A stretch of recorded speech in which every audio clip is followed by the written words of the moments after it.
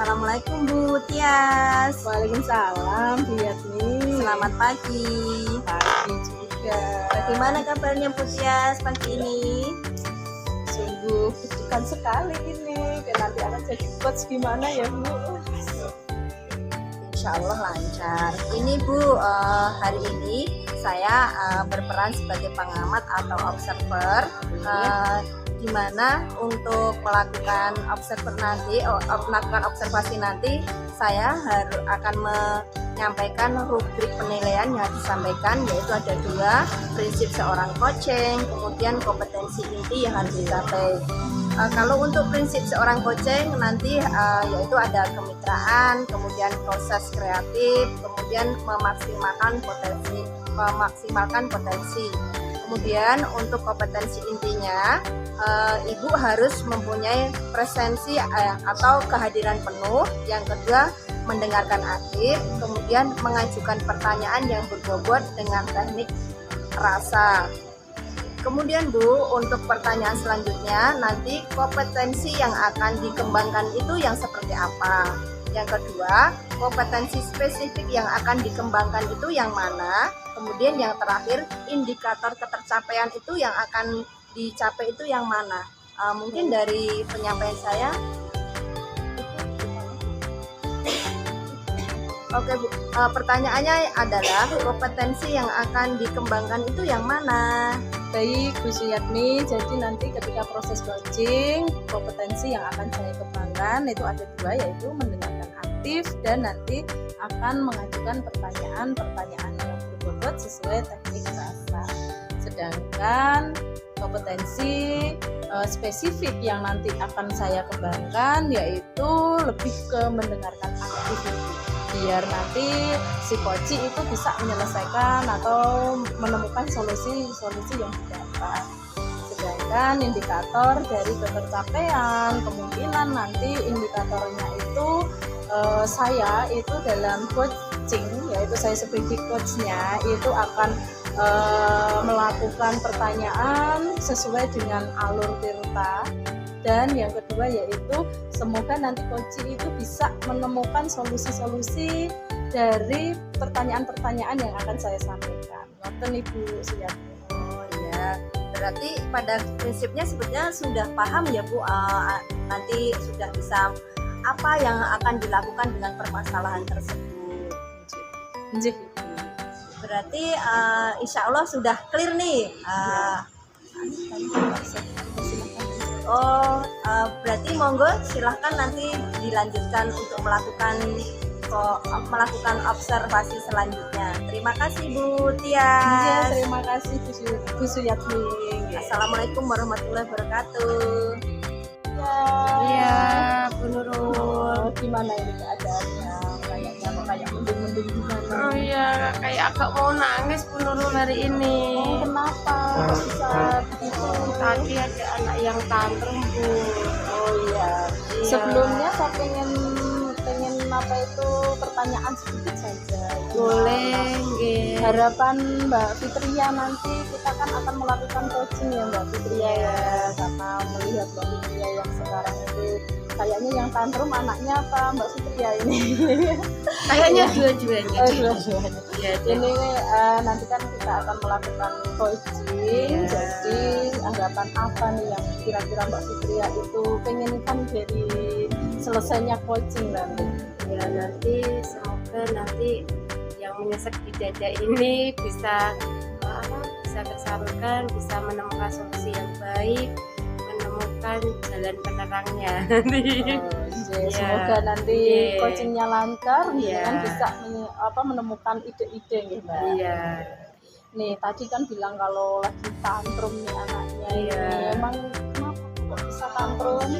Ya itu kan sebenarnya itu kan anak ABK ya Bu ya, kan ketika saya TK ya Bu. Ketika saya itu untuk anak ABK itu saya belum menerima anak ABK, karena anak ABK itu ada penanganan khusus Bu. Jadi kan kalau kita itu emang anaknya gurunya untuk khusus guru PAUD kan, kalau ABK kan ada guru yang lain Bu. Jadinya itu kita ya agak apa namanya, putar otak biar anaknya itu anaknya itu bisa kalau apa ya, mau mengikuti pelajaran dengan kondusif. Jadi kita harus putar otak, Bu. Karena kita itu termasuk TK yang kecolongan ya, Bu, untuk siswa yang tadi ini, Bu. Ya, hari ini. Kalau ini mohon maaf ini Mbak Fitri ya, kalau di Kabupaten Panjenengan itu sudah ada SLB? SLB ada, tapi itu kan untuk yang sekolah dasar ya. Nah ini kan masih tingkatnya di umur 5 tahun, 4 tahun, 5 tahun. Jadinya kan sepertinya emang harus ada penanganan khusus gitu. Gitu. Berarti memang yang di wilayah tersebut itu belum ada untuk TK PAUD-nya ya. Kira-kira ini yang untuk ABK itu di sekolah Panjenengan ada berapa? Cuma kemarin itu di kelas saya ada 1, Bu. Ya, ada 1 itu. Dari pihak sekolah menerima. Gimana ini dari pihak pengajarnya? Ya, kemarin itu kan ya, Bun, ya kan kita kan untuk tahun kemarin karena dia kelas B. Lah kan belum ada namanya asesmen awal. Itu ada tes. Di situ kan anaknya nanti dites satu-satu.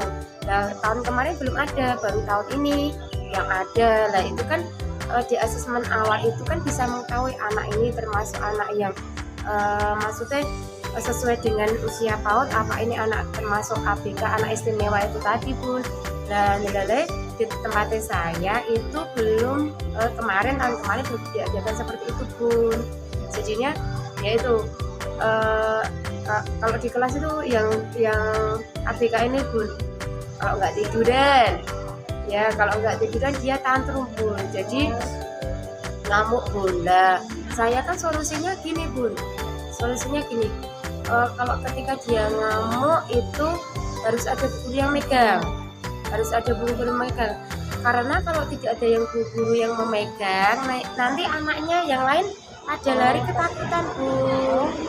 Iya, jadi saya ya emang ada harus kata-kata halus, pendekatan, apa tadi faktornya ini tantrum kenapa, saya juga harus mempelajari itu semua, Bu. Jadi enggak semena-mena harus tak sekebetul, enggak, harus saya pelajari. Jadi saya ya agak mempelajari itu dari buku-buku yang lain, saya membaca gitu, Bu. Menangani kasus seperti itu, Bu. Tadi kan Panjenengan itu bilang kalau di kabupaten belum ada yang tingkat PAUD ya, belum ada SLB. Ya memang di Indonesia itu kan sekarang semua wajib memperoleh pendidikan ya, memang tidak salah, yang sekolah sama ya, itu sudah termasuk di dalam pendidikan. Lalu kalau ini nih dari pihak Bapak Ibu guru yang mengajar ini, kira-kira Panjenengan ya, berarti itu nanti itu akan ada strategi atau model-model pembelajaran tertentu yang diterapkan biar anak ABK ini setara dengan ini anak yang lainnya. Iya, Bu. Biasanya kalau anak ABK itu kemarin itu yang anak ABK yang saya pegang itu isi motoriknya jadi pegang aja dia masih gini. Seharusnya kalau dia semuanya makan itu kan gini, menulis juga makan kan gini ya, Bu, pegang sini itu pegang sini gini, jadi kan masih berceceran makannya ya. Jadi kalau pas waktu makan ya saya tungguin, Bu, saya ajarin makannya gini, jadi tangannya emang saya pegangin gini, Bu. Itu selama 3 bulan, Bu, aman, terkendali. Ya kan caranya makan dulu, terus dia cuma hanya menoreh itu kertas. Terus saya minta tolong sama orang tuanya memberikan alat untuk menulis itu kan ada ya itu ya ada juga ya Khusus untuk itu. Jadi itu terus berarti dia sudah melatih pegangnya kan, yang satu dimasukkan, yang ini apa ya dimasukkan gitu. Itu jadi setiap nulis itu udah hampir 6 bulan, Bu, itu sudah nggak pakai. Sudah terbiasa, makanya sudah terbiasa. Cuma saya ini PR-nya mengatasi dia kalau tantrum. Ternyata kalau anak ABK kayak gitu kan kalau tantrum emang sulit di emosinya sulit diredakan gitu. Saya cuma pendengar tak pegang tadi kenapa kamu seperti ini, kenapa emang bicaranya juga nggak lancar. Oh ya udah itu sama begitu aja. Mungkin setiap kali dia marah mesti tak dekati, sekali dia marah tak dekati dia bisa meredakan emosinya. Aku minta antu, tak bantu ya udah tak bantu sini udah. Kalau dia sudah merasa tenang, udah tak tinggal saya sama anak yang lain. Iya, itu kan pendekatan tadi sudah mulai ada peningkatan ya. Ini berarti fokusnya di tantrum ya. Kalau untuk tantrum sendiri nih, kira-kira itu ada nggak solusi dari mungkin bapak ibu guru yang lain menyampaikan ke panjenengan dengan metode-metode yang lain gitu? Ya kemarin ada buntas waktu ada sosialisasi gitu. Itu asesmen awal itu saya tanya sama itu gitu. Seharusnya malah disuruh membiarkan dulu biar dia ekspresikan dulu emosinya. Tapi kadang saya mengkhawatirkannya anak-anak yang lain pun itu. Jadi boleh pakai pendekatan boleh, tapi kalau anaknya masih tantrum banget jangan didekati dulu gitu. Terus cuma itu pendekatan sama anaknya tadi kenapa dicari dia ngamuk seperti ini bagaimana, jadi dicari masalahnya anaknya itu kenapa kok bisa seperti itu. Iya, itu salah satu dari kendala ya. Iya. Kan maksudnya kendala di luar itu ada nggak? Kendala di luar itu ada wali murid yang nggak suka sama anak itu ya. Terus ada wali murid yang saya mau pindah kelas aja karena ada itu. Kendalanya kan banyak pun kalau ada. Ya saya kan harus juga membutuh hubungan sama Bu Ngabulin saya untuk memindahkan itu tidak segampang itu karena anak mau langsung dipindahkan gitu.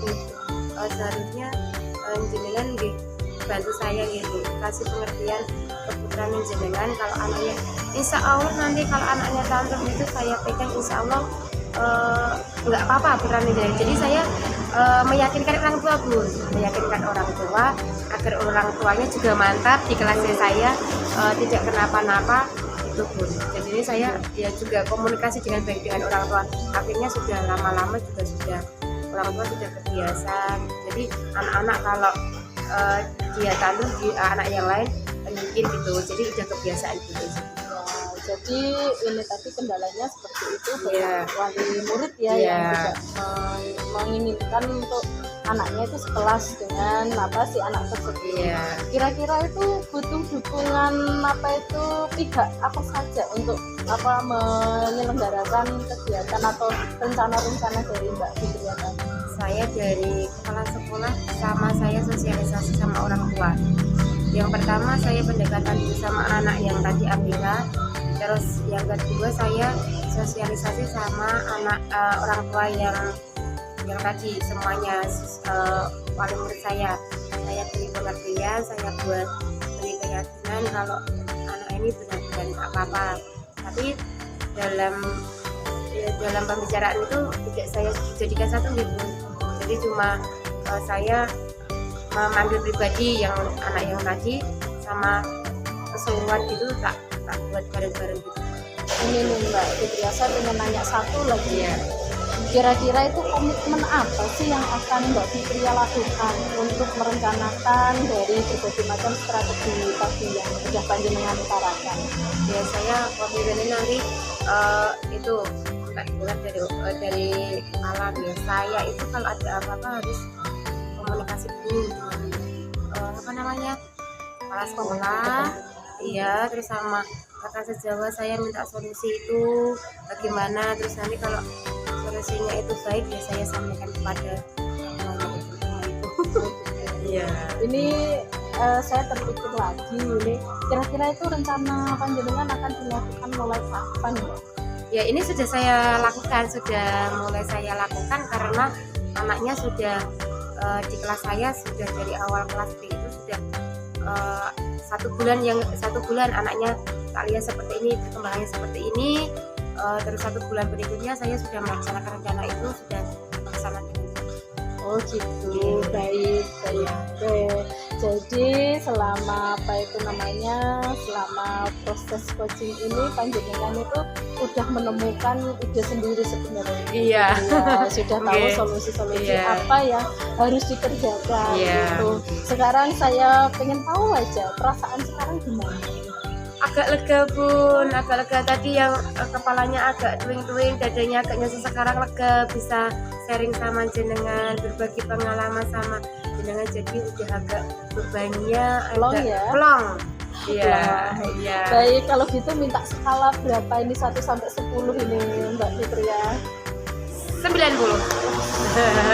Oke, terima kasih Ya, Mbak Fitria. ya. Semoga rencana-rencananya nanti akan selalu bisa dikembangkan terus ya secara Amin, optimal, amin, dan ya. semoga anak yang tantrum tadi sudah mulai bisa mengendalikan, Iya, sudah iya, mulai iya. peningkatannya itu Iya, banyak. iya. Oke, terima kasih Oke. Mbak Fitria. Oke. Assalamualaikum. Waalaikumsalam.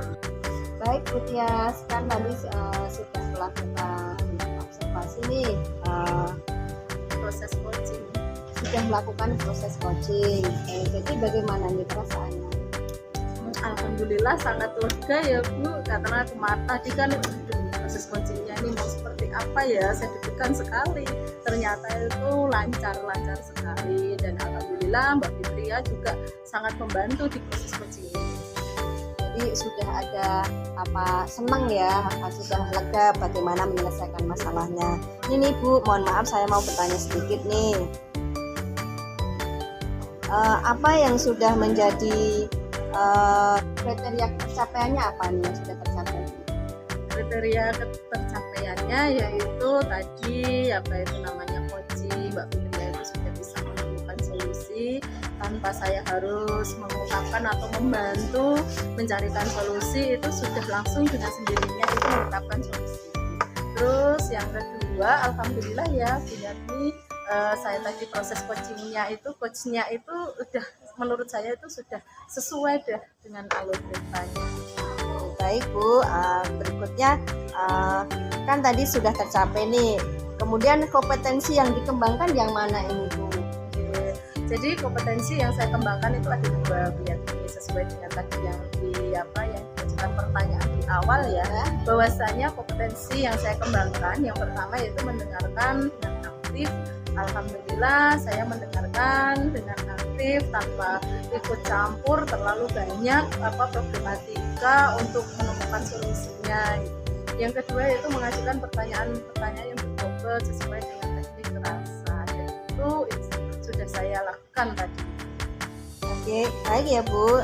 Berarti mungkin sekarang hanya tinggal refleksi atau evaluasinya ya yang harus dilakukan. Menurut Ibu sudah melakukan alur ceritanya, kemudian yang di mendengarkan aktif juga sudah. Berarti Bu? Jadi evaluasinya di sini menurut saya pribadi Ibu sudah melakukan semuanya. Insya Allah juga permasalahannya sudah selesai. Berarti kan sudah punya gambaran ke depannya seperti apa. Insya Allah juga masalah yang ada tadi sudah ada jawabannya. Berarti jadi terima kasih atas refleksinya. Mudah-mudahan nanti setelah ini saya akan mempergunakannya ke depan, mungkin dengan rekan sejawat yang ada permasalahan itu, jadi saya bisa membantu ketika memerlukan coaching. Berarti selamat ya Bu, insya Allah sudah selesai semuanya, nanti tinggal praktek aja. Terima kasih banyak Bu Yatni. Sami, monggo Bu Tias. Assalamualaikum warahmatullahi wabarakatuh.